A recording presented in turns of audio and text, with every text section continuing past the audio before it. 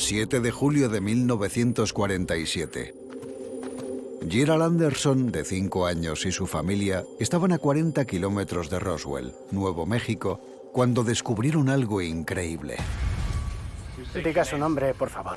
Me llamo Gerald Anderson. Hágame un resumen de lo que ocurrió en 1947. Uno de los primeros comentarios que hizo mi hermano fue: es una maldita nave espacial. Roswell, la primera y la más controvertida conspiración sobre ovnis de la historia. La verdad ha estado envuelta en sombras hasta ahora. Por primera vez, los famosos testigos presenciales de Roswell serán puestos a prueba. ¿Qué estaba haciendo en Roswell, Nuevo México, en julio de 1947? El software de detección de mentiras más avanzado de la historia determinará la verdad definitiva. Hemos determinado que son falsos. Había 4 cuerpos y no eran humanos. ¿Se imaginan tener pruebas innegables de visitas de extraterrestres? ¿Cómo describiría la nave? Tenía forma de disco. Momento a momento surgirá la cronología del fenómeno. ¿Aparecerán también con ella las pruebas de que los extraterrestres aterrizaron por accidente? Esto hará reescribir los libros de historia. Nos cambiará para siempre. Roswell. Veredicto final. Día 6, 7 de julio de 1947, 8:15 AM. Montañas Capitán, Nuevo México. 6 días después de que una explosión hiciera temblar el cielo del desierto de Nuevo México, Gerald Anderson y su familia se dirigieron a las Montañas Capitán para recoger rocas. Aquella excursión trajo consigo unos hallazgos que Gerald nunca olvidaría. Cuando giramos por la curva, en la otra cresta, había un objeto grande plateado en forma de disco, metido en un lado de la propia cresta.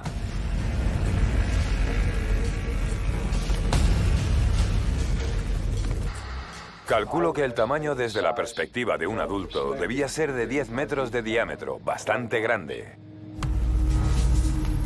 Durante más de 70 años, el gobierno de los Estados Unidos y los investigadores sobre ovnis han pensado que la historia de Gerald es un invento. Según la versión oficial, era una persona que oyó algo sobre Roswell, se inventó una historia y se metió en ella. Uno de los primeros comentarios que hizo mi hermano fue: es una maldita nave espacial. El testimonio de Anderson es muy importante porque es específico y muy detallado. Conserva unos recuerdos increíbles para tener solo 5 años en aquel momento.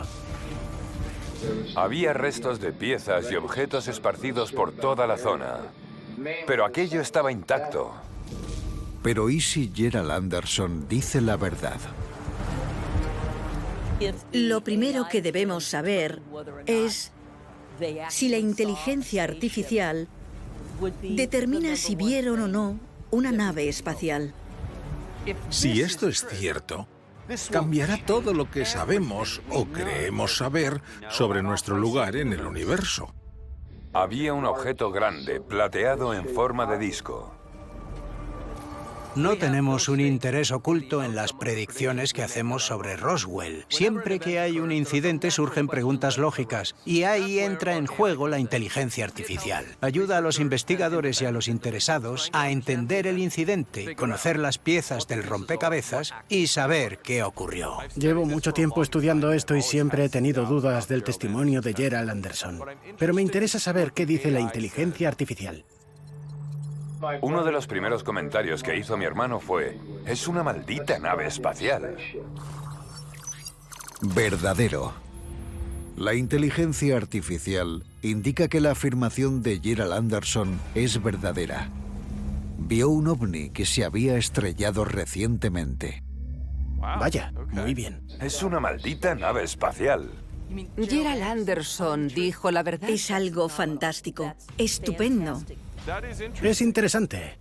Estoy muy sorprendido porque ya estaba listo para descartar toda la declaración de Gerald Anderson. Es la confirmación de que era un ovni estrellado, justamente lo que el gobierno siempre ha negado. Confirmar el accidente de una nave espacial en Roswell es una revelación enorme. Tan grande que un solo testigo no puede servir como única prueba. En este caso, hay un testimonio de un segundo testigo no relacionado, el ingeniero civil Barry Barnett. Día 6, 11:30 am.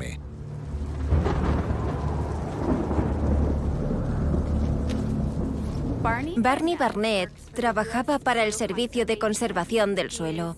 Estaba en el desierto tomando muestras de suelo cuando vio algo muy extraño.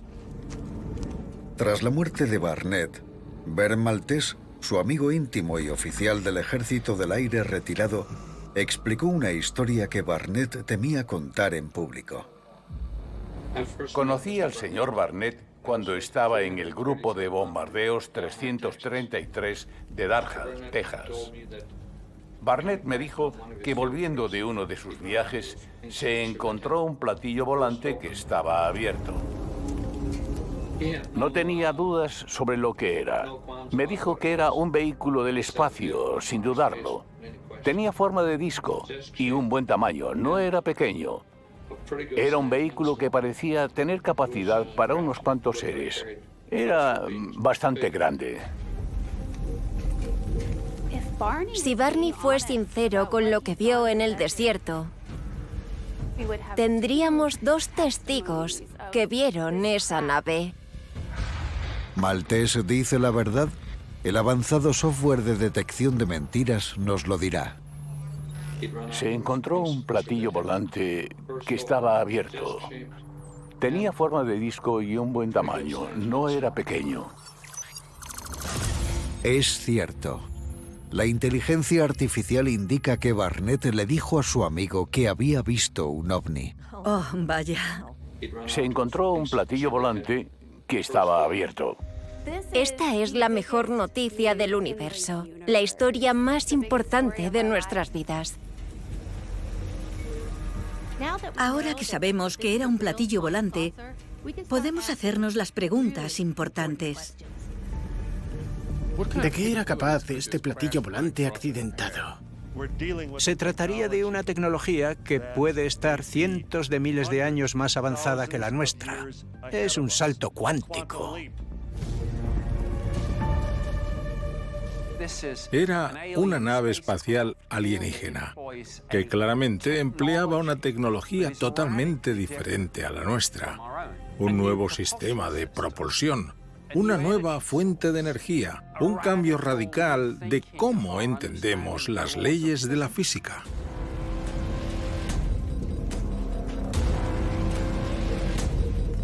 La respuesta puede estar en lo que Gerald Anderson y otros testigos también afirmaban haber visto. Cuando nos acercamos, había 4 cuerpos y no eran humanos. Justo antes de que Gerald viera la presencia de seres extraterrestres.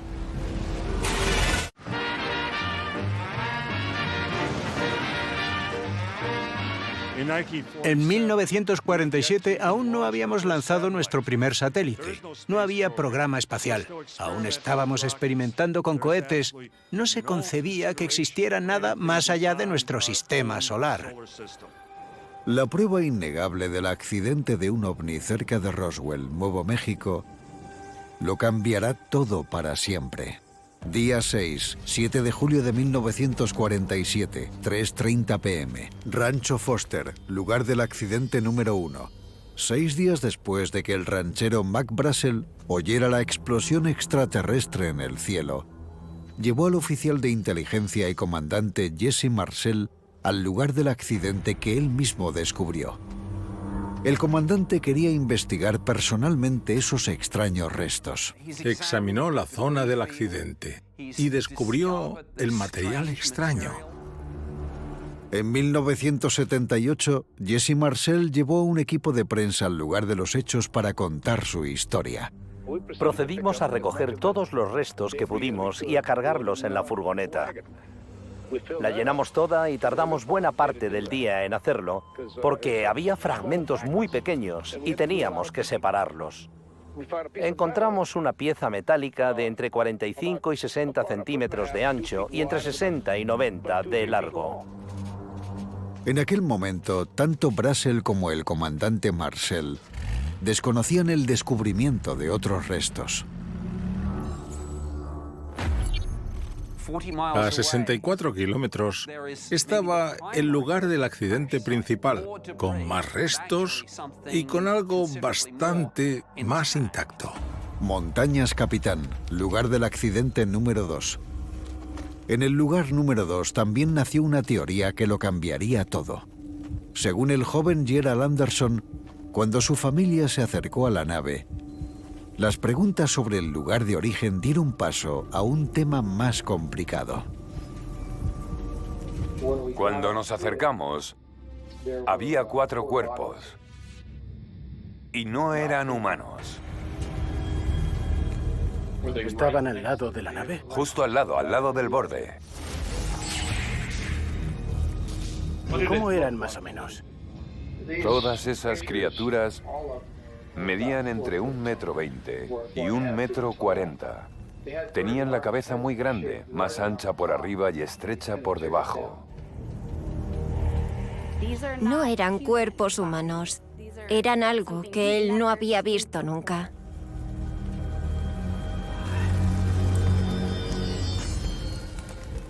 Muchos investigadores, incluso yo, tenemos problemas con este testimonio. Me interesa saber qué dice la inteligencia artificial. Si contaba la verdad en las descripciones de esos seres. Muchos de nosotros hemos estado toda la vida esperando para responder la pregunta de si estamos solos en el universo o no. Todas esas criaturas medían entre 1,20 m y 1,40 m. Tenían la cabeza muy grande, más ancha por arriba. Verdadero. La inteligencia artificial indica que la declaración en la que Gerald Anderson afirmaba haber visto alienígenas es verdadera. Esto se está poniendo interesante. Es un notición. Esto lo cambia todo. Saberlo por fin es emocionante. Está describiendo cosas de otro mundo, extraterrestres, que pisaron el planeta Tierra en 1947.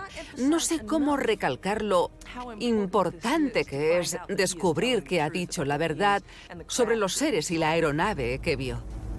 La historia de Gerald sobre los seres que vio en el desierto es aún más creíble si se añade otra historia similar del testigo Barney Barnett. Esta declaración no se confirmó públicamente hasta después de su fallecimiento. Estaban todos muertos a una corta distancia de la nave. Lo único que mencionó es que las manos no estaban cubiertas y tenían 4 dedos. Bernie insiste en que Barney le dijo que no eran cuerpos humanos. También tenemos un testigo adulto que dijo haber visto cuerpos alienígenas. ¿Confirmará la inteligencia artificial que Barnett vio un extraterrestre? Lo único que mencionó es que las manos no estaban cubiertas y tenían 4 dedos. Verdadero. La afirmación de Maltese es verdadera. La inteligencia artificial indica que Barnett vio un extraterrestre. Vaya. Vaya. 2 personas vieron una nave estrellada. Dijeron que habían visto extraterrestres y sabemos que decían la verdad. Esto es muy importante. Pero las declaraciones de Gerald Anderson fueron un paso más allá. Afirmó haber visto algo todavía más impactante. Había 2 que estaban obviamente muertos. Uno de ellos estaba muy herido y otro, aparentemente, no tenía problemas. No parecía estar herido y se movía. Se podía desplazar, pero estaba tumbado.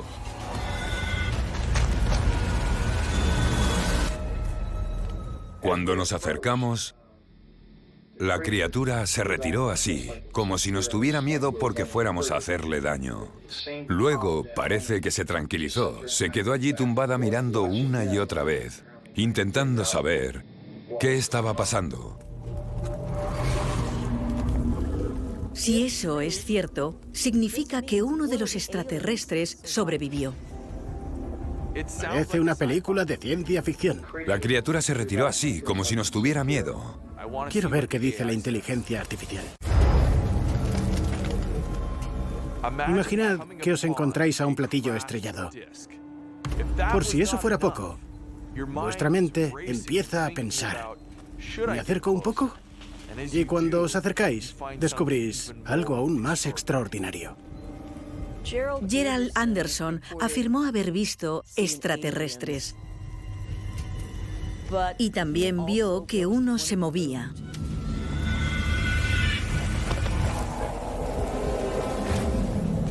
Yo me asusté y me quedé detrás de mi padre y mi tío.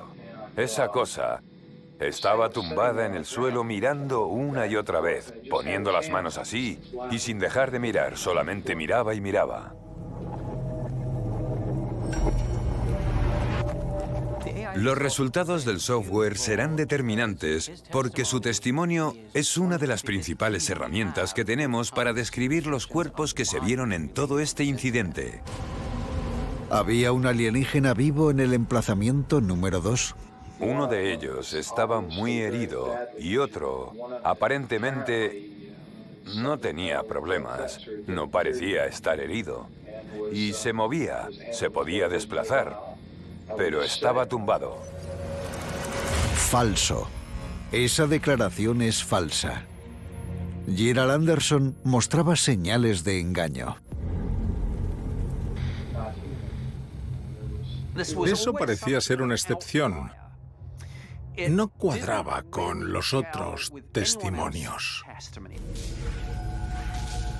Uno se pregunta por qué una parte del testimonio era verdadera y otra falsa. No sé, ¿estaba adornando la historia para hacerla más atractiva? Algunas personas tienen experiencias verdaderas que son poderosas y extraordinarias, pero quieren que les crean y para ello añaden sus propios detalles. Yo lo llamo leyendizar. Puede que la historia original sea verdadera. Eso no significa que toda la historia sea falsa. La inteligencia artificial determina que la parte de los cuerpos extraterrestres es cierta, y eso es significativo. Día 6, 7 de julio de 1947, 4 p.m. Oficina del sheriff del condado de Chaves. Aquella misma tarde, el sheriff George Wilcox recibió una llamada de un testigo anónimo que afirmaba haber visto el accidente en el lugar que la familia de Gerald Anderson y Barney Barnett habían descubierto. Wilcox tenía claro que no era el mismo lugar que encontró Mark Brassel, pero antes de alertar sobre la presencia de un ovni, quiso saber más. El sheriff Wilcox necesitaba gente en el terreno, así que llamó a alguien en quien confiaba. El sheriff Wilcox le pidió a Dan Dwyer, un bombero de Roswell, que fuera al lugar de los hechos para ver qué pasaba. Nadie quiere que le llamen el loco de los platillos volantes, pero como llegaban todas esas historias, había que enviar a alguien para averiguar qué estaba ocurriendo. Justo después de enviar a Dan Dwyer, el sheriff Wilcox recibió una llamada del gobierno. Ese fue un momento muy importante en la historia, porque fue cuando el ejército se enteró de que había un segundo lugar. Le dijeron que dejara de buscar, que cancelara la investigación. Pero en ese momento ya era demasiado tarde. Día 6, 7 de julio de 1947. Lugar del accidente número 2. En 1995, la hija de Dan Dwyer, Frankie Rowe, grabó la historia sobre el segundo lugar que su padre le había contado. Me dijo que no venía de este mundo. No se parecía a nada que él hubiera visto. Y me dijo que allí había unas personas pequeñas.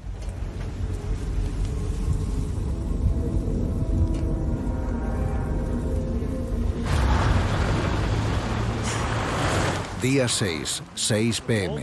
En cuanto recibieron la noticia en la base aérea de Roswell, acordonaron inmediatamente la zona y cortaron todas las carreteras que entraban y salían de Roswell.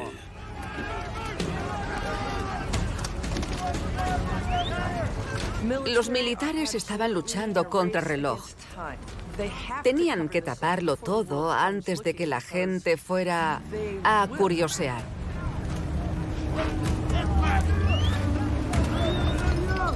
Enseguida quitaron a Dwyer de en medio. Le advirtieron y amenazaron para que no dijera nada.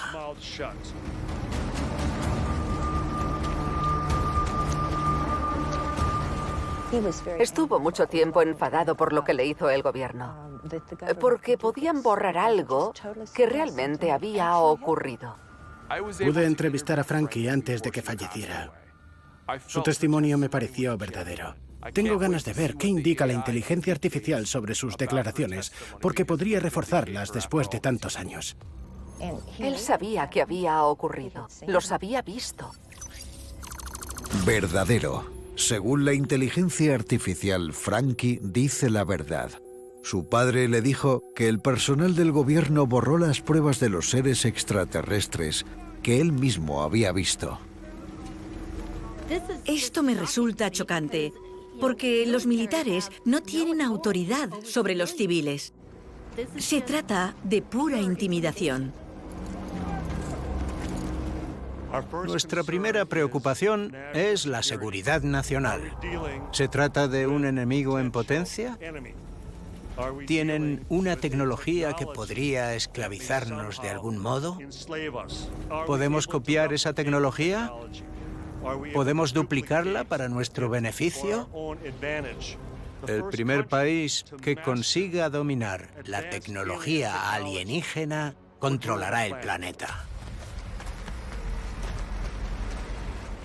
Les dijeron a mi tío y a mi padre que si no querían pasar el resto de sus vidas en prisión, no dijeran nunca nada sobre lo que habían visto allí.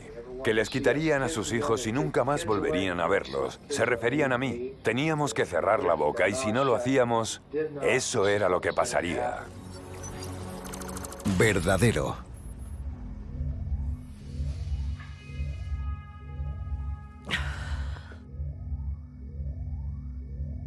La declaración de Gerald Anderson sobre los militares y su táctica represiva, para mí es muy creíble. Que Gerald diga la verdad es un golpe bajo, porque significa que nuestros militares amenazaron a civiles. Lo que me parece aún más grave es que Gerald solo tenía 5 años y los militares lo amenazaron. Día 6, 7 de julio de 1947, 10 p.m. Base aérea de Roswell. Todo lo que se había descubierto en mitad del desierto se recuperó, transportó y almacenó en la base aérea de Roswell. No estaban seguros de qué había ocurrido, pero todos estaban movilizados.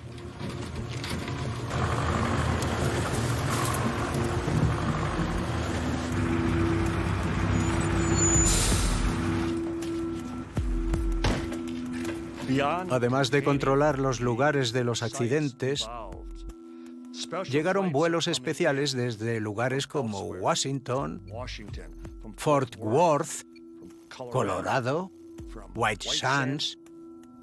Había vehículos militares, había aviones militares, había personal militar llegando inesperadamente para tomar el control de la situación rápidamente y con mano de hierro. Ellos sabían lo importante que era aquello. Solo tenían una misión en concreto. Todas las acciones que tomaban estaban destinadas solamente a cubrirlo todo cuanto antes.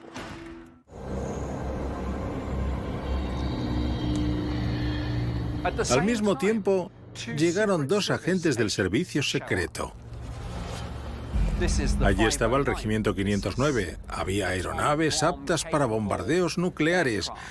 Y esos agentes tenían vía libre para acceder al lugar. Los expertos en Roswell creen que esas personas formaban parte de los agentes gubernamentales conocidos como los hombres de negro, agentes secretos responsables de desacreditar información sobre los ovnis.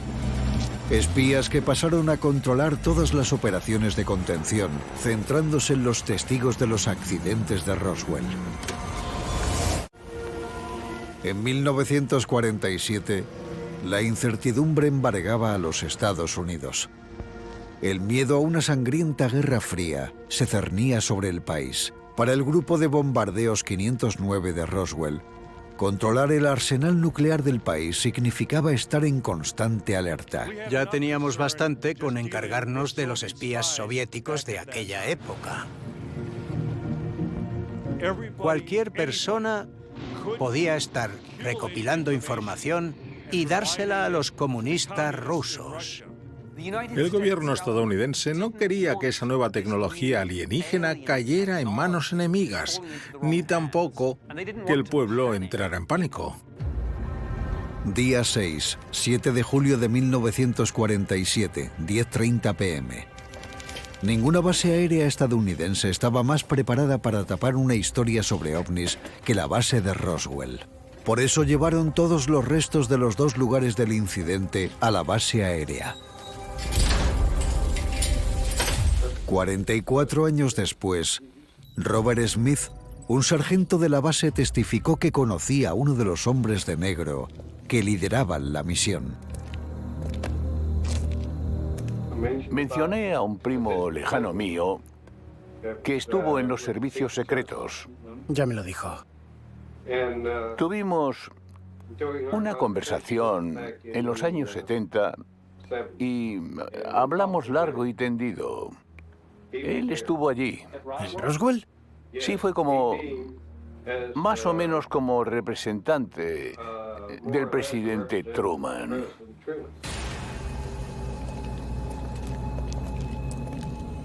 Si este testimonio es cierto, revelaría la implicación de autoridades de muy alto rango. En este caso, llegaríamos hasta el mismísimo presidente. Un primo lejano mío estuvo allí. ¿En Roswell? Sí, fue como representante del presidente Truman. Verdadero. La inteligencia artificial indica que el testimonio de Smith es cierto. Estuvieron allí y les envió la Casa Blanca. Representante del presidente Vaya. Truman. Tenemos la confirmación de que el presidente Truman se involucró activamente en el incidente de Roswell.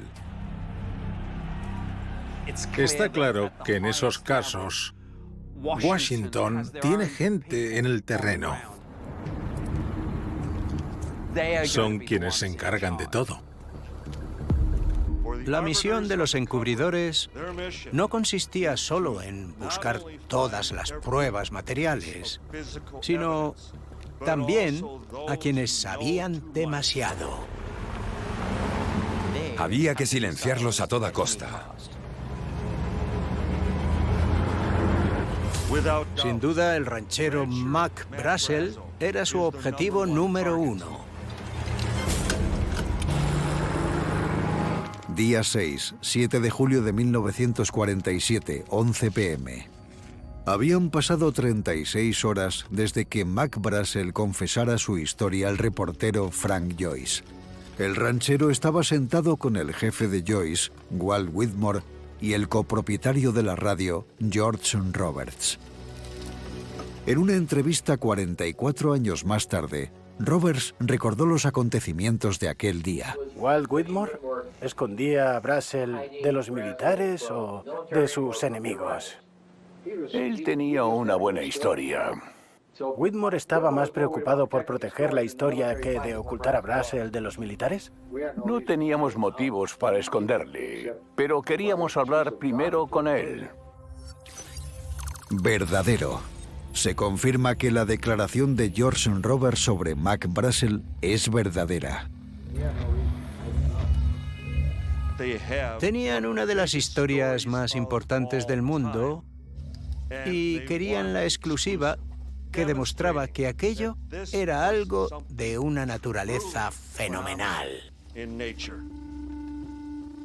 Esa fue una experiencia única. Tenían que darse prisa porque se acababa el tiempo. Una vez el gobierno se llevó detenido a Mac Brazel, lo silenciaron y se acabó la historia. ¿Y el ejército le estaba buscando? Eso creo, sí. Tenían un testimonio suyo grabado. Mac Brazel contaba todos los detalles de principio a fin. Día 7, 8 de julio de 1947, 12 a.m. Aquella noche, cuando Mac Brazel se escondía con los reporteros, el comandante Jesse Marcel empezó el largo trayecto desde el primer lugar del accidente hasta la base. Su furgoneta iba cargada de restos y Marcel decidió parar en casa para enseñárselos a su hijo pequeño. Esa fue una noche que el pequeño Jesse nunca olvidaría. Supongo que estaba de camino a la base aérea a llevar todo aquello, pero entendió que era muy raro y quiso que nosotros lo viéramos antes de llevarlo a su destino.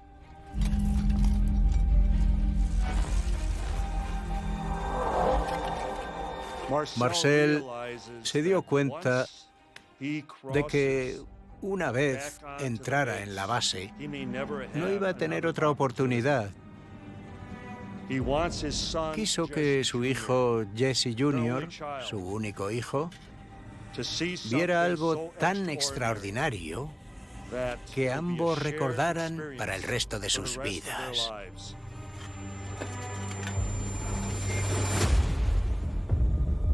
El comandante Jesse Marcel sabía que los militares no se limitarían a mirar los restos asombrados.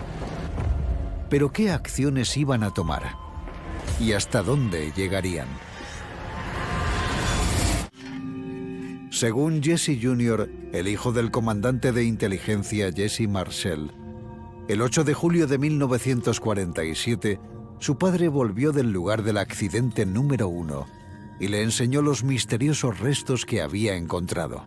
Tenía que compartir el secreto con ellos, porque tal vez no podría volver a hacerlo.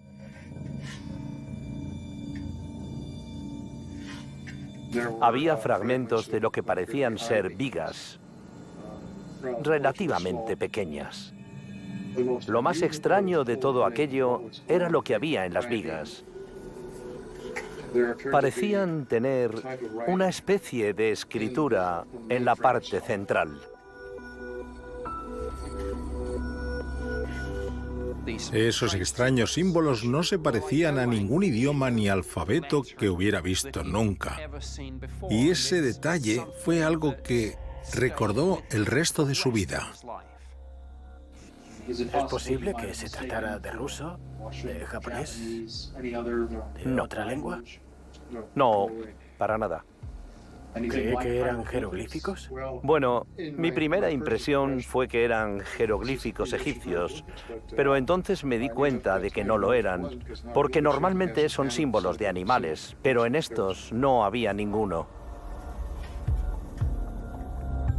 Si dijo la verdad, estaríamos hablando del acontecimiento más importante del milenio. Mi primera impresión fue que eran jeroglíficos egipcios, pero entonces me di cuenta de que no lo eran. Verdadero. La inteligencia artificial indica que la declaración de Jesse Marcel Jr. sobre los extraños restos del primer lugar del accidente era verdadera. Nunca dudé de Jesse Jr. Yo ya lo conocía. Oí la historia en persona. Y no tenía la más mínima duda de que estaba siendo sincero conmigo. El testimonio de Jesse Marcel Jr. valida la teoría de los jeroglíficos de la viga, y eso era parte fundamental de la historia. Esos jeroglíficos sugieren que existe algún tipo de escritura alienígena. Sigue sin ser descifrado. Nadie ha podido determinar su origen, su naturaleza ni su representación. Día 7, 8:30 m. Montañas Capitán, lugar del accidente número 2. El 8 de julio de 1947, la operación militar para retirar todas las pruebas del segundo lugar del accidente estaba en marcha. Entre los presentes, en el que parecía ser el principal lugar, estaba un fotógrafo llegado desde la base naval aérea Anacostia de Washington, D.C. En Roswell, el sargento Benzal se ocupó de la tarea más secreta de toda su vida. Frederick Benzal solía ir destinado a investigaciones de accidentes. No sabía en qué consistía su tarea. Se dio una situación muy extraña. Tenía que fotografiar objetos, pero no examinarlos. El testimonio de Frederick no llegó hasta los años 90 y tenemos una declaración jurada suya.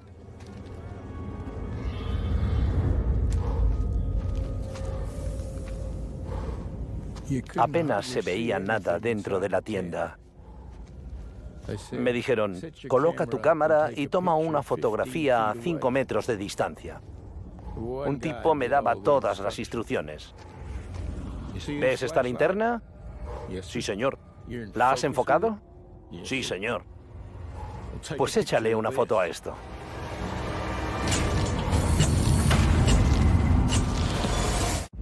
Día 7, 8 de julio de 1947, 8:40 am. En una declaración escrita, Benzal afirmaba que le hicieron entrar en una tienda oscura y le dijeron dónde enfocar su cámara exactamente. El sujeto de su tarea secreta iba a desvelarse. Pude ver 4 cuerpos cuando saltó el flash. Recuerdo que eran delgados y parecía que tenían la cabeza demasiado grande. Saqué 30 fotos. Allí olía muy raro. Nos encantaría tener alguna prueba fotográfica que pudiera demostrar, sin lugar a dudas, que Roswell fue el primer encuentro con seres extraterrestres. El sargento Benzal nunca pudo aportar pruebas fotográficas y su testimonio escrito no se puede verificar con ningún programa de detección de mentiras. Sin embargo, su declaración jurada describía a un extraterrestre parecido al que otros testigos decían haber visto. Si juntas el testimonio de Benzal y el de Barnett y también el de Gerald Anderson, ya tienes unas pruebas sólidas de que hubo cadáveres de extraterrestres en el incidente de Roswell y de que el gobierno procedió a taparlo todo. Día 7, 9 am. Base aérea de Roswell. A las 9 de la mañana del 8 de julio habían pasado 36 horas desde que el comandante Jesse Marcel dejó la base. Una vez encontraron el segundo lugar y los agentes del servicio secreto estuvieron allí, el jefe de Marcel, el coronel Blanchard, quiso saber qué había descubierto en el primer lugar del accidente. Marcel lo tenía claro. Aquello era algo seguramente extraterrestre. Dijo, oiga, aquí hay algo raro. Esta viga está cubierta de unos símbolos extraños. Walter Haut era un oficial de información pública muy querido y amable. Dependía directamente del coronel Blanchard. En 1990, Walter Haut testificó sobre la primera nota de prensa oficial del incidente de Roswell. ¿Qué le pidió el coronel Blanchard? Me pidió que preparara una nota de prensa con toda la información que me había dado. Verdadero. La inteligencia artificial determina que Haut dice la verdad. La nota de prensa que publicó estaba basada en la existencia de restos no identificables. Bien, vino desde arriba. La prueba demuestra que las órdenes venían desde el comandante de la base, el coronel Blanchard. El coronel Blanchard me dijo que tenía en su posesión un platillo volante o partes de él. Me dio unas pistas sobre dónde se había encontrado, en un rancho al noroeste de Roswell.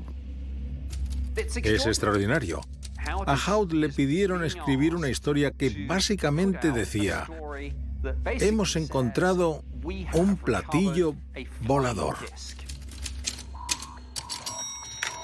Pese a que el servicio secreto se encargaba de las misiones de recuperación, el coronel William Blanchard aprovechó la ocasión de estampar su nombre en este caso.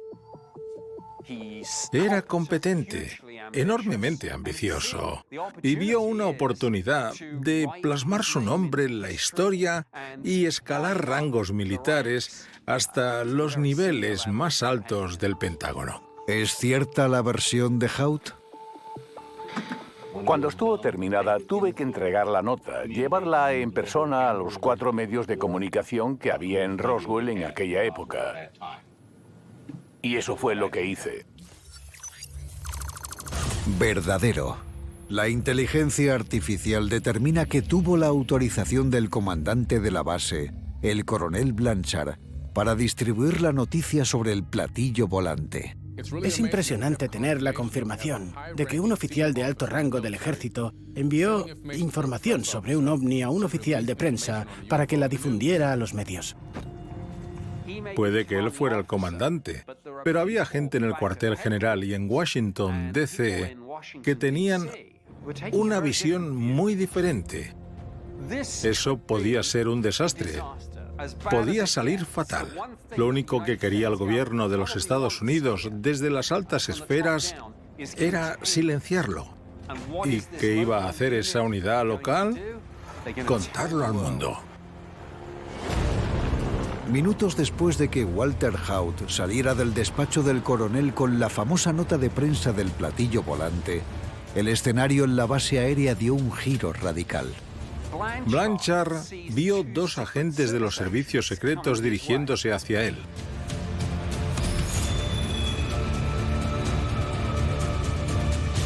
Querían evitar la difusión de la noticia.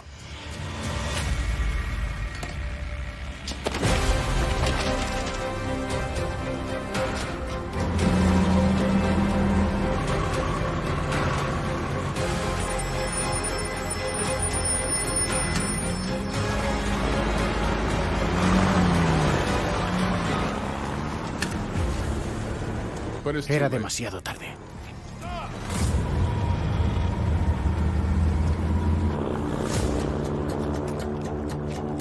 El secreto de Roswell había salido a la luz y la historia iba a explotar en todo el mundo.